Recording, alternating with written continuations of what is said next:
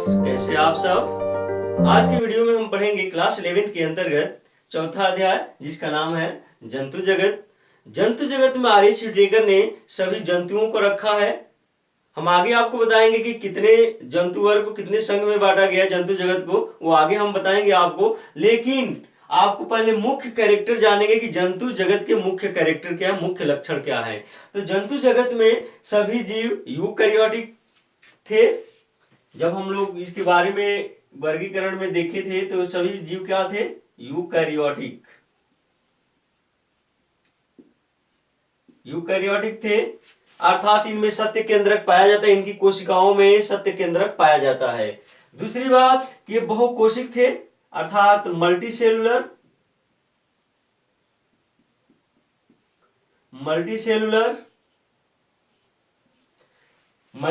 का मतलब कि इनका जो शरीर है दो या दो से अधिक कोशिकाओं से निर्मित होगा।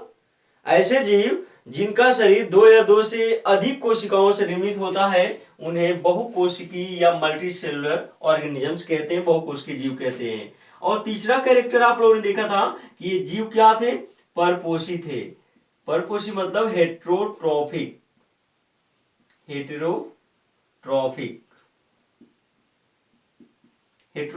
थे, अर्थात ये अपना भोजन दूसरे से लेते थे, दूसरे जीवों को भोजन के रूप में ग्रहण करते थे। जबकि यह इन जंतुओं में भोजन मुख द्वारा खाया जाता है, इस कारण ये भोजन का अंतर्ग्रहण करते हैं, इंगेशन ऑफ फूड, भोजन का अंतर्ग्रहण। तो आप लोगों ने इंगेशन ऑफ फूड, ये जंतु क्या करने वाले हैं, मुख द्वारा भोजन को निगलने वाले हैं, खाने वाले हैं। तो याद रखेंगे मेन कैरेक्टर कि जंतु जगत में रखे गए जीव आर.एच. व्हिटेकर के अनुसार यूकैरियोटिक, बहुकोशिकी, परपोषी और भोजन का अंतर्ग्रहण करने वाले आते हैं, अर्थात वे जंतु जिनमें ये लक्षण है वे जंतु जगत में आते हैं। अब यहां पर आपको बता दें कि जंतु जगत को आर.एच. व्हिटेकर ने कुल 11 संघों में विभाजित किया है। तो 11 संघों को आपको डिफाइन करके बताएंगे 11 संघ कौन कौन होते हैं। तो देखेंगे यहां पर सबसे पहला संघ आता है, 11 संघ का नाम हम बता देते हैं, आप लोग नोट याद कर लेंगे। यहां हम संघ लिख लें।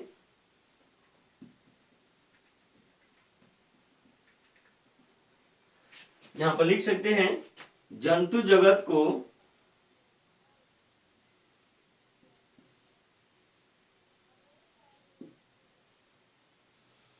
कुल 11 संघों में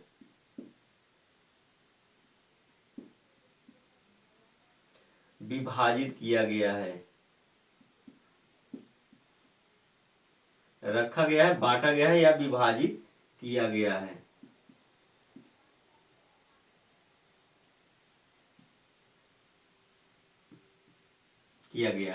अब देखेंगे वो 11 संघ कौन कौन है। आप लोग सीक्वेंसली याद करेंगे क्योंकि एक विकासशील का आधार भी है इसके अंतर्गत, अर्थात सबसे निम्न जीव और सबसे उच्च जीव, मतलब जंतु वर्ग है तो जंतु आएंगे, सबसे निम्न जंतु अपर लेवल में रहेंगे और सबसे निम्न जंतु लोअर लेवल में रहेंगे। तो यहाँ पर एक एक करके हम लिख लेते हैं 11 संघों के नाम। पहला है, यह संघ लिख लेंगे, जिसको फाइलम कहते हैं इंग्लिश में, फाइलम। पहला संघ है स्टूडेंट्स पोरीफेरा।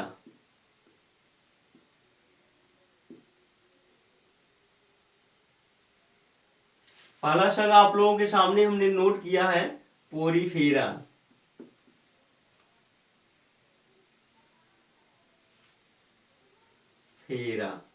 पोरीफेरा। दूसरा संघ का नाम है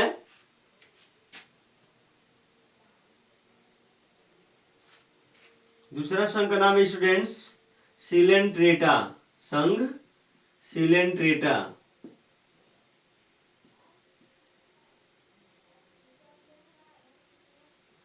सिलेंट्रेटा, इसको निडेरिया भी कहते हैं।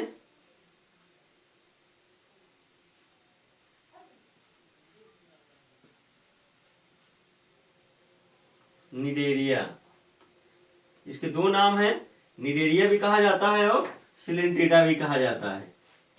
तीसरा संघ है जिसको टीनोफोरा कहा जाता है। Ctenophora,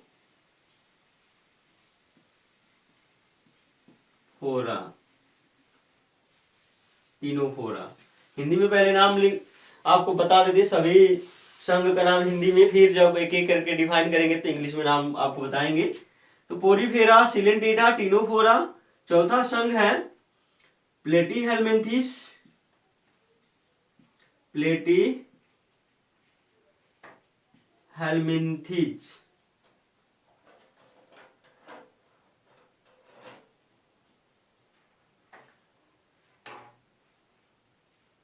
Platyhelminthes. पांचवा है एस्केहेल्मिन्थीस।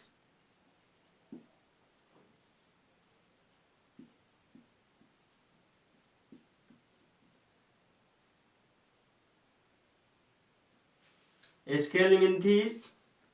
छठवां संघ है स्टूडेंट्स एनेलिडा संघ।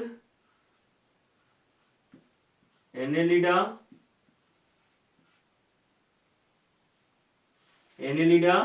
सातवां संघ है आर्थ्रोपोडा।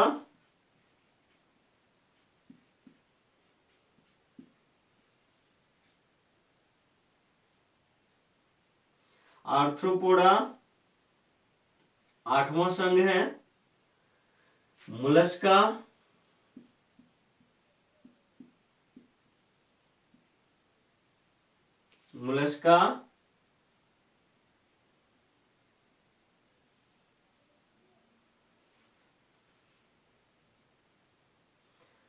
नौवां संघ है इकाइनोडर्मेटा।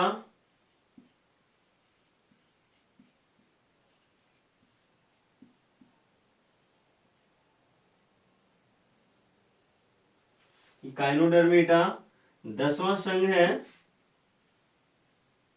हेमिकार्डेटा।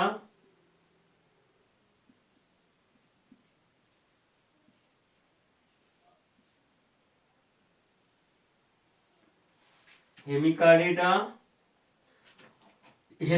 को एक और नाम से जाना जाता है, आप लोग याद रखेंगे, प्रोटोकार्डेटा।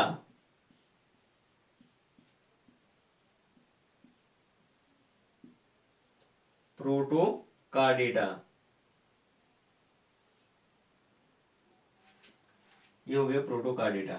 और जबकि 11वां संघ है स्टूडेंट्स कार्डेटा, संघ कार्डेटा।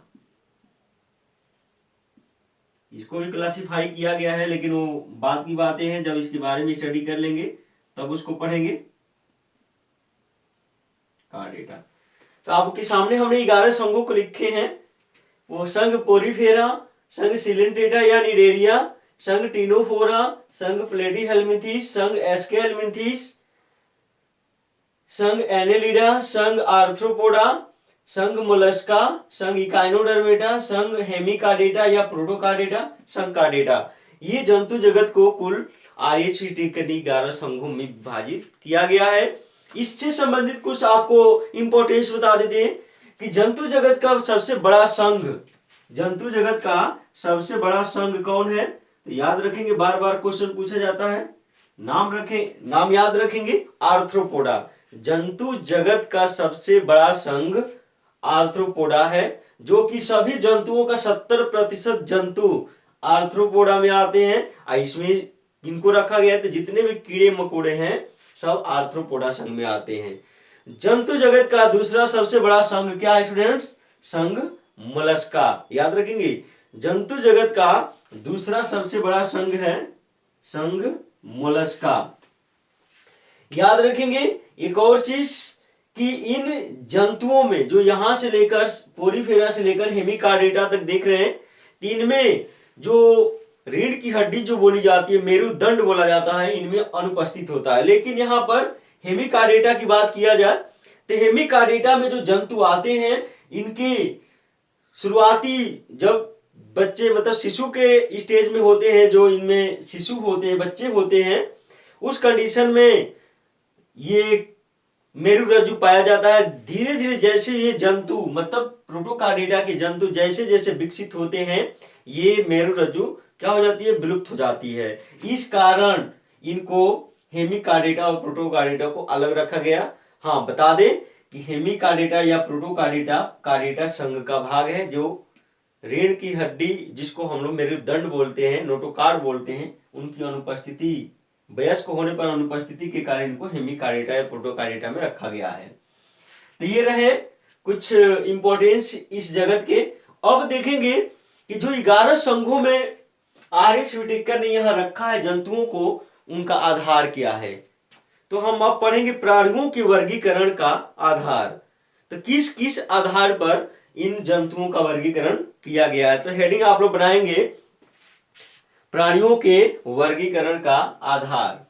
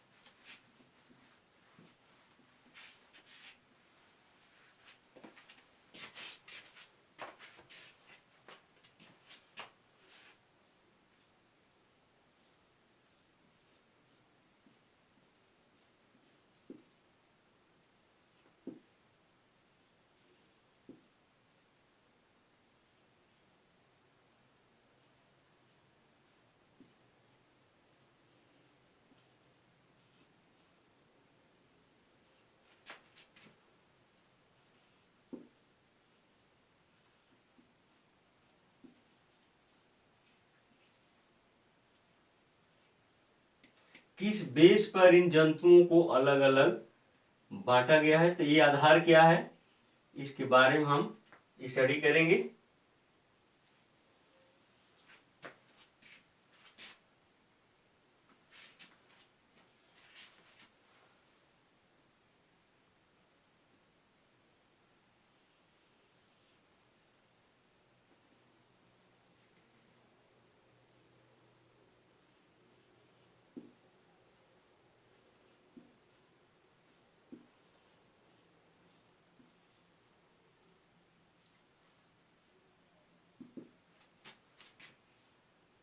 इसकी अंग्रेजी लिख लेंगे आप लोग।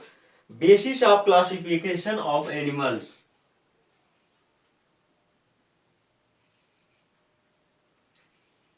बेसिस ऑफ क्लासिफिकेशंस ऑफ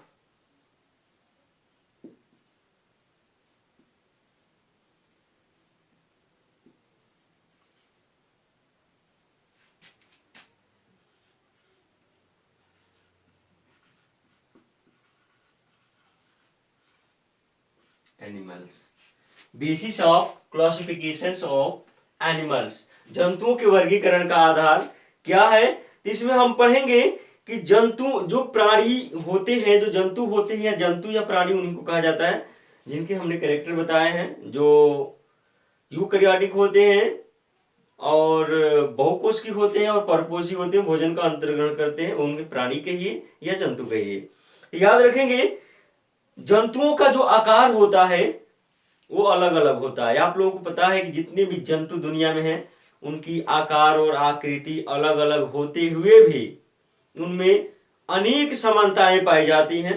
कौन कौन सी समानताएं, जैसे भोजन को का ग्रहण करना, सांस लेना, उनके शरीर के अंतर्गत भोजन का पाचन होना, फिर उत्सर्जन होना, ये सारे समानताएं ही तो हैं उन जंतुओं में जो उन जंतुओं को जीवन जीने के लिए आवश्यक होती हैं।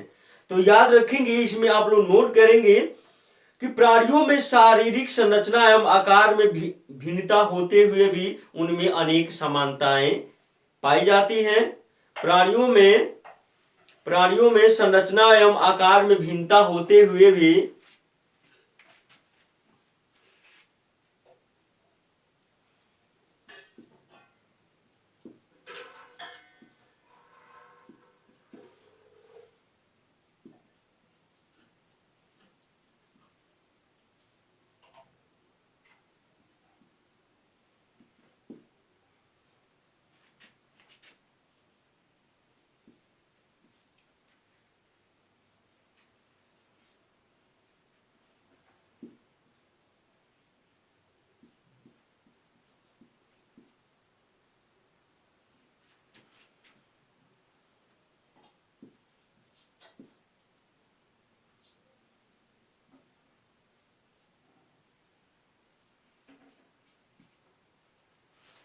आप लोगों ने देखा कि प्राणियों में आकार व संरचना में भिन्नता होते हुए भी अनेक समानताएं पाई जाती हैं। अनेक समानताएं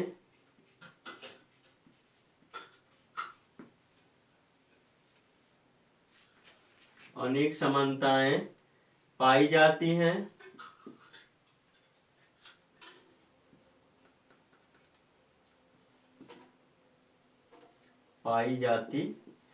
जैसे कौन कौन सी समानता पाई जाती है?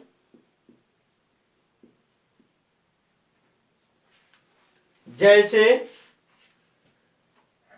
कोशिकी संरचना, जैसे कोशिका व्यवस्था, शारीरिक सममिति, प्रगुहा की प्रकृति, पाचन तंत्र, परिसंचरण तंत्र व जनन तंत्र। तो लिख लेंगे आप लोग, जैसे कोशिका व्यवस्था,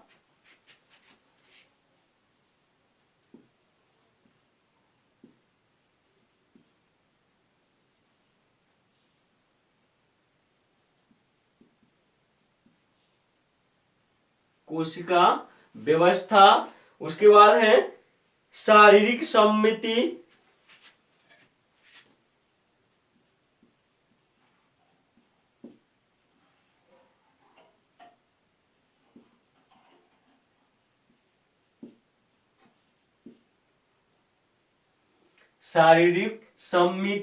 प्रगुहा की उपस्थिति, आगे लिखेंगे प्रगुहा की प्रकृति या उपस्थिति,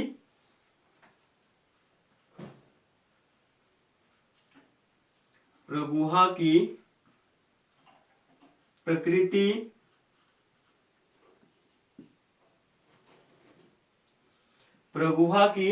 प्रकृति, पाचन तंत्र, परिसंचरण तंत्र व जनन तंत्र। पाचन तंत्र, परिसंचरण तंत्र,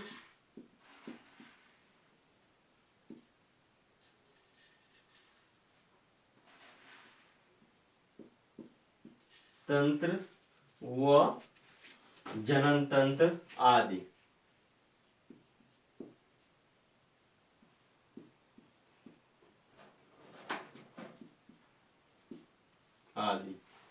तो याद रखेंगे, प्राणियों में आकार व संरचना में भिन्नता होते हुए भी, प्राणी की आप लोग जानते हैं कि जो भी प्राणी है दुनिया में उनकी बनावट अलग अलग है। चेहरे की बनावट, शरीर की बनावट, अर्थात सांस लेने की जो क्रिया विधि है वो अलग अलग है। तो आप लोगों ने यहाँ देखा कि उनमें जो तमाम भिन्नता है उन होते हुए भी, ये सारी भिन्नता होते हुए भी समानताएं पाई जाती हैं। जैसे कोशिका व्यवस्था, शारीरिक सममिति, प्रगुहा की प्रकृति, पाचन तंत्र, परिसंचरण तंत्र व जनन तंत्र। अब इसमें देखेंगे किन के आधार पर ही जंतुओं को क्या किया गया है, वर्गीकृत किया गया है। इन्हीं समानताओं के आधार पर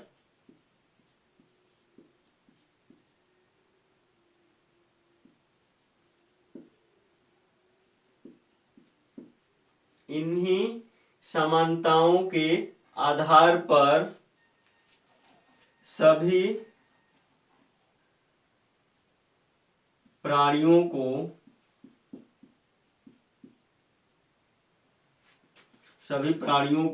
वर्गीकृत किया गया है।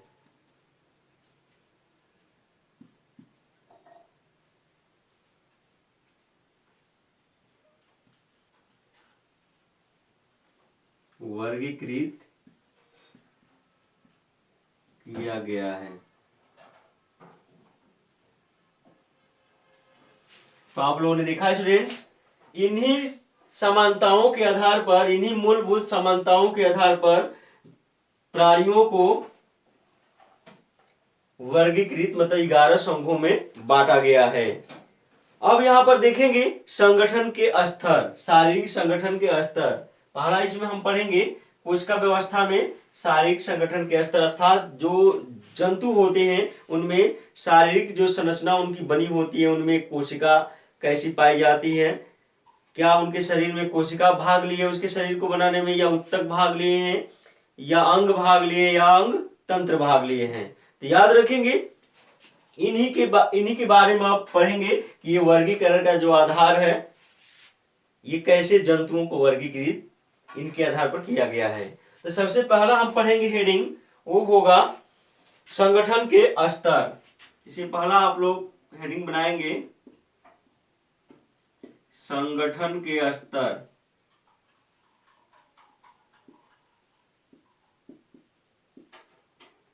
स्तर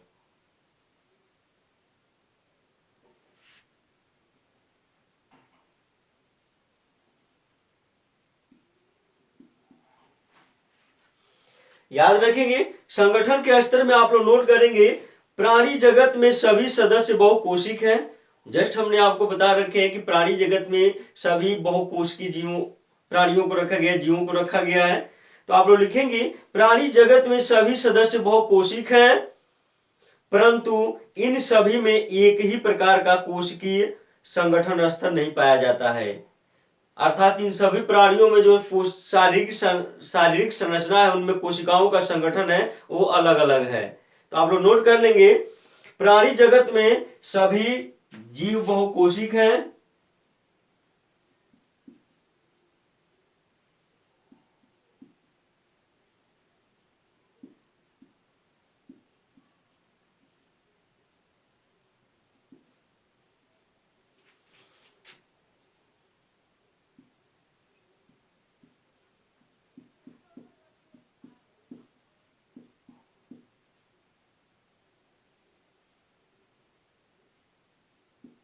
सभी जीव बहुकोशिकीय हैं, परंतु इन सभी में एक ही प्रकार का कोशिकीय संगठन स्तर नहीं पाया जाता है। तो ये भी लिख लेंगे, परंतु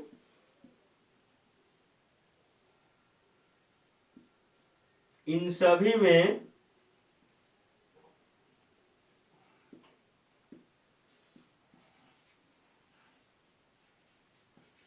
एक ही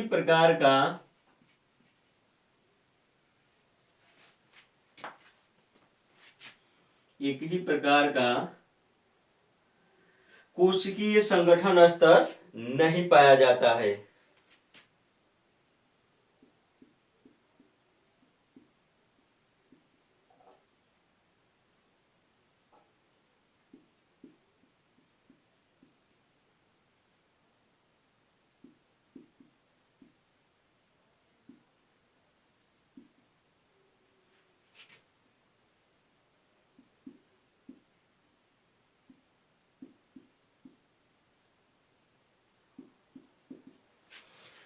इन जंतुओं में, परंतु इन सभी में एक ही प्रकार का कोशिकीय संगठन स्तर नहीं पाया जाता है। अब देखेंगे इनके आधार पर कैसे डिवाइड किया गया है। तो लिखेंगे उदाहरण के लिए, तो देखेंगे प्राणियों के वर्गीकरण के आधार में संगठन के स्तर। पहला हम पढ़ेंगे हेडिंग संगठन के स्तर, जिसमें आप लोगों ने देखा है कि प्राणी जगत के सभी जंतु क्या है, बहुकोशिकीय है, परंतु इन सभी में एक ही प्रकार का कोशिकीय संगठन स्तर नहीं पाया जाता है। इनमें जो व्यवस्था है, शारीरिक बनावट है, इनमें कोशिकाओं का जो व्यवस्था है वो अलग अलग है। जैसे संघ पोरीफेरा में, उदाहरण के लिए संघ पोरीफेरा में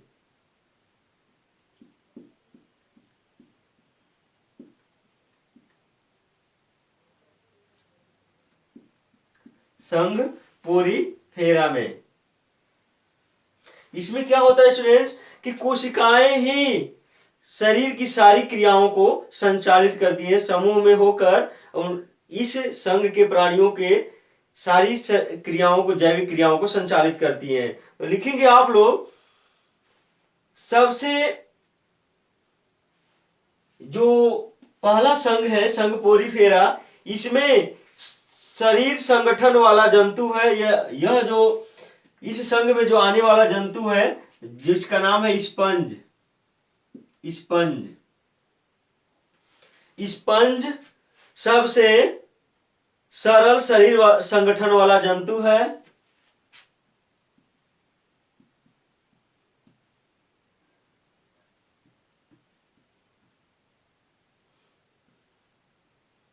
सबसे सरल शरीर वाला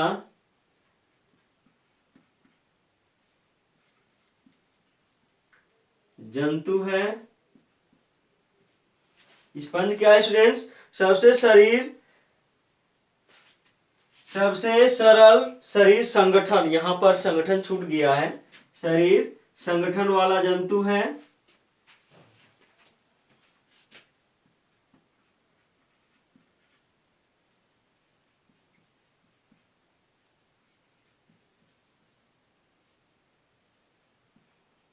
जंतु है। इसमें शरीर में कोशिकाएं समूह के रूप में फैली हुई होती हैं।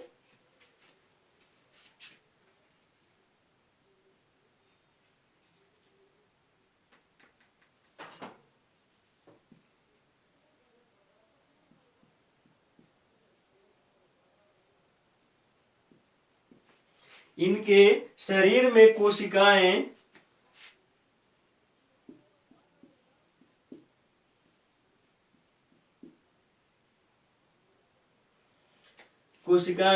समूह में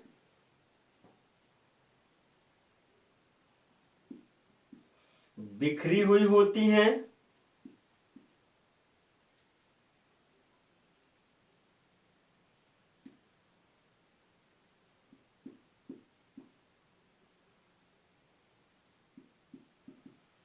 बिखरी हुई होती हैं और कोशिकाओं के बीच कुछ श्रम विभाजन भी होता है, लेबर डिवीजन जिसको कहा जाता है। और कोशिकाओं के बीच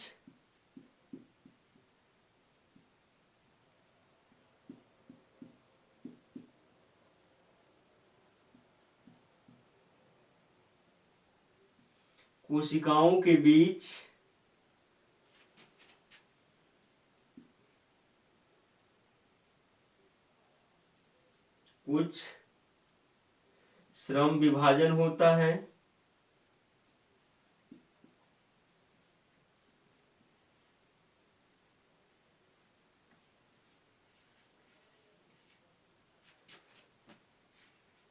लेबर डिवीजन जिसको कहते हैं, लेबर डिवीजन भी होता है।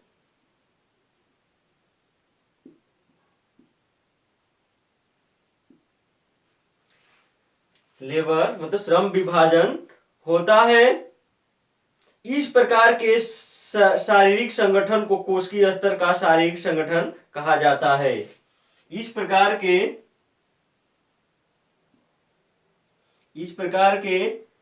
शारीरिक संगठन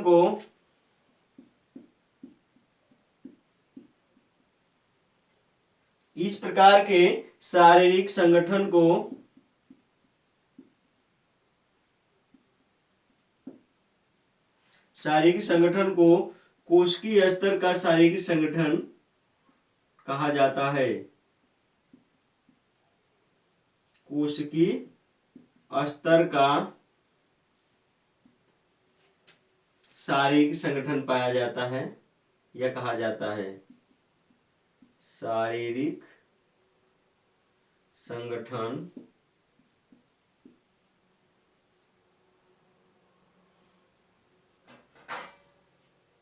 कहा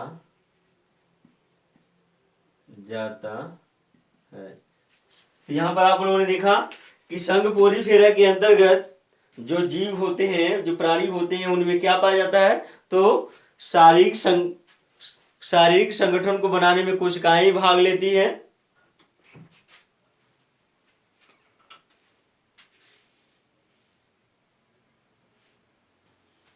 अर्थात इनमें कोशिकीय स्तर का शारीरिक संगठन पाया जाता है। तो पूछा जाता है क्वेश्चन आप लोगों से कि कौन ऐसे प्राणी है जिनमें कोशिकीय स्तर का शारीरिक संगठन पाया जाता है? तो संघ पोरीफेरा दूसरा आता है स्टूडेंट्स, दूसरा उदाहरण के लिए किसमें, संघ सिलेंट्रेटा और टिनोफोरा में। तो पहला संघ में किस प्रकार का पाया गया था, कोशिकीय स्तर का शारीरिक संगठन। दूसरा है उदाहरण के लिए संघ सिलेंट्रेटा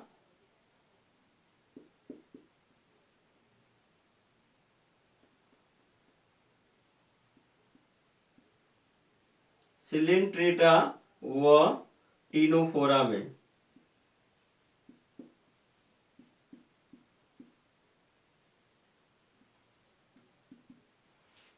संघ सिलेंट्रेटा व टिनोफोरा में, इसमें क्या है स्टूडेंट्स कि इस संघ में जो कोशिकाएं होती हैं समूह में व्यवस्थित होकर उत्तक का निर्माण करती हैं, और इन जंतुओं में, इन प्राणियों में उत्तक स्तर का शारीरिक संगठन पाया जाता है।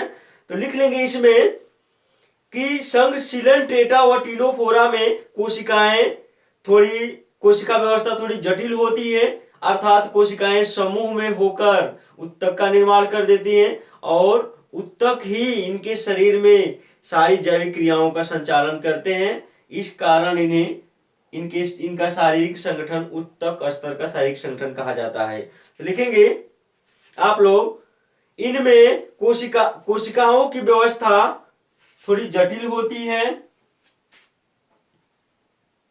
इन प्राणियों में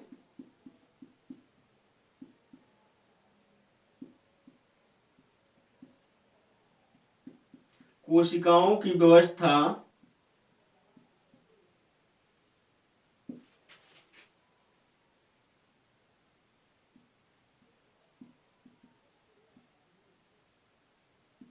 थोड़ी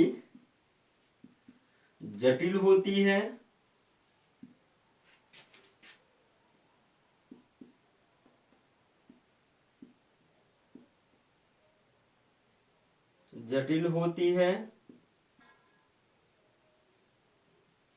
संघ पोलीफेरा से थोड़ी क्या होती है स्टूडेंट्स, जटिल होती है। इनमें कोशिकाएं संगठित होकर उत्तक के रूप में कार्य करती हैं।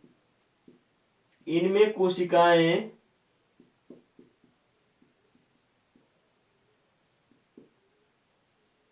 संगठित होकर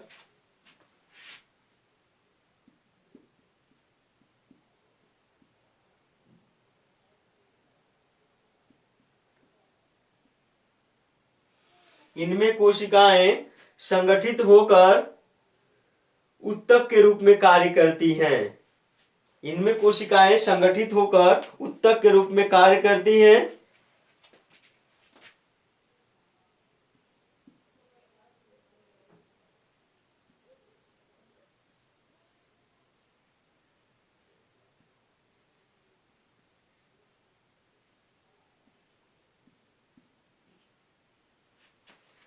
उत्तक के रूप में कार्य करती हैं।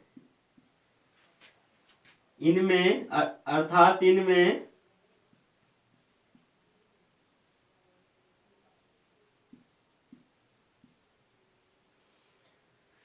उत्तक स्तर का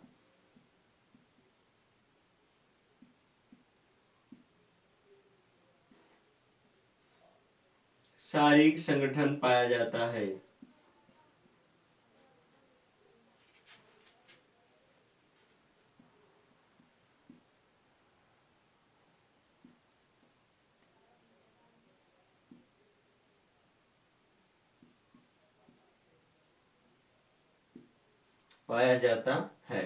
तो आप लोगों ने देखा स्टूडेंट्स, किन में, तो संघ सिलेंट्रेटा व टिनोफोरा में किस प्रकार का शारीरिक संगठन पाया जाता है, तो उत्तक स्तर का। यहां पर आप लोगों ने देखा था कोशिकीय स्तर का किस में पाया गया था, संघ पोरीफेरा में, और उत्तक स्तर का किन में पाया गया, संघ टिनोफोरा और सिलेंट्रेटा में। आगे देखेंगे किसमें, प्लेटी हेलमिंथिस व एस्के हेलमिंथिस। अगला है संघ प्लेटी हेलमिंथिस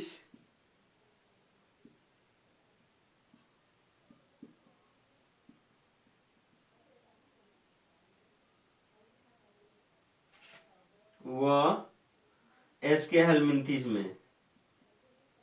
एस्के मिन्थिज में।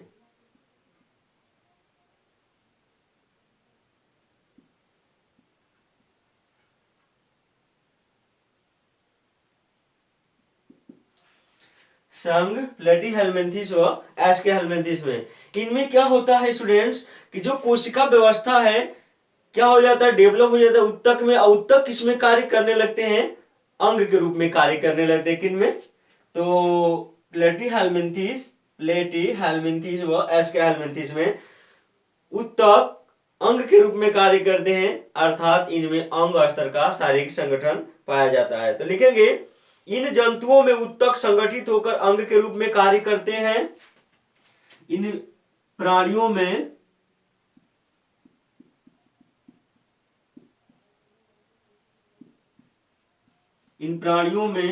उत्तक संगठित होकर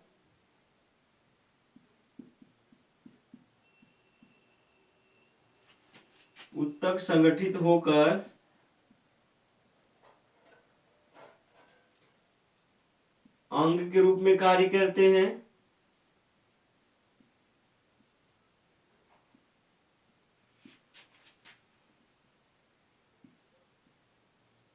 करते हैं। आप लोगों ने देखा यहां पर कि इन प्राणियों में उत्तक संगठित होकर अंग के रूप में कार्य करते हैं। इस तरह इनको क्या कहा, इस प्रकार के संगठन को क्या कहा जाता है, तो अंग स्तर का शारीरिक संगठन कहा जाता है। तो इस कारण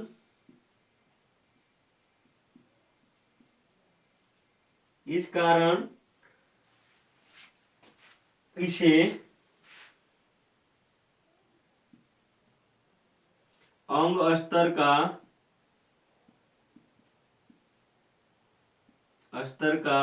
शारीरिक संगठन कहा जाता है। इस कारण इसे अंग स्तर का शारीरिक संगठन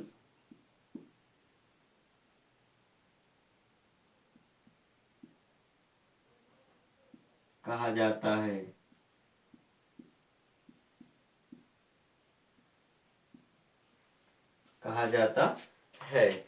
तो ये रहा स्टूडेंट्स किसके बारे में, तो संघ प्लेटीहेल्मिन्थिस व एस्केहेल्मिन्थिस में। जबकि अगला आता है किन में, चौथा संघ एनेलिडा से लेकर कार्डिटा तक के प्राणियों में। संघ एनेलिडा से लेकर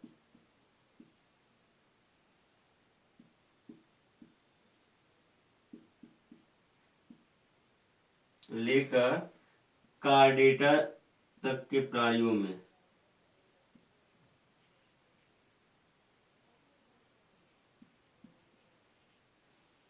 संघ के प्राणियों में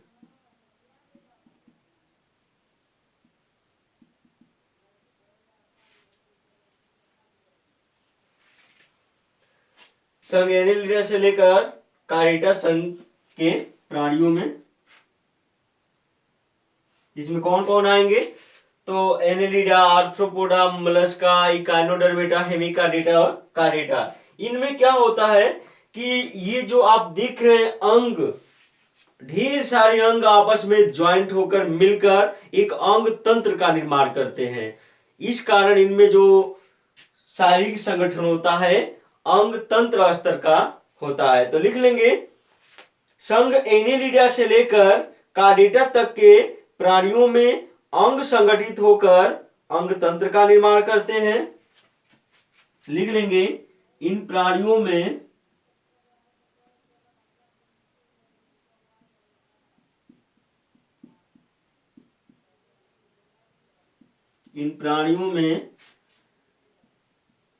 अंग संगठित होकर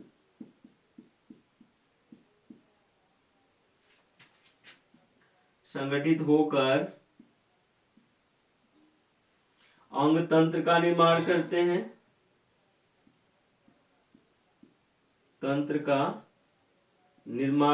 हैं।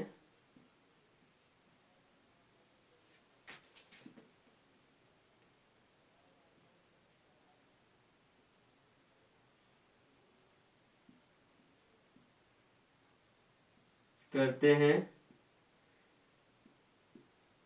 इस प्रकार के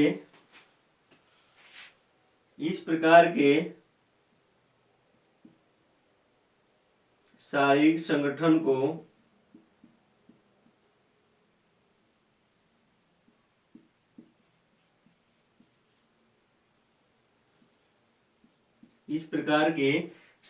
संगठन को अंग तंत्र स्तर का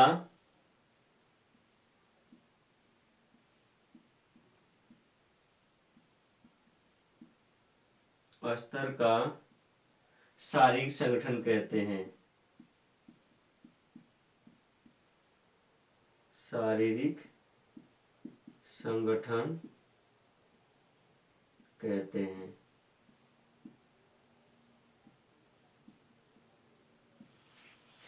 तो आप लोगों ने देखा कि संघ एनेलिडा से लेकर कार्डिटा संघ तक के प्राणियों में अंग संगठित होकर अंग तंत्र का निर्माण करते हैं।